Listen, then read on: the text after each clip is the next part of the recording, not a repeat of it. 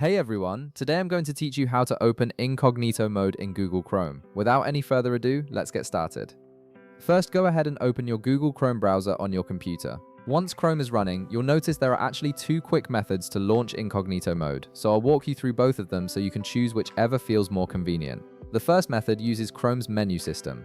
Look toward the upper right corner of your browser window where you'll see three vertical dots. This is Chrome's main menu icon. Click on those three dots and a drop-down menu will appear with various options. From this menu, simply click on New Incognito Window. As soon as you click it, Chrome will open a separate incognito window, which you'll recognize by its darker theme and the incognito icon that appears in the corner. This window allows you to browse privately without Chrome saving your browsing history, cookies, or site data. Now for the second method, which is even faster if you prefer keyboard shortcuts. Instead of going through the menu, you can simply press Ctrl-Shift-N on your keyboard simultaneously. This keyboard shortcut instantly opens a new incognito window without needing to navigate through any menus.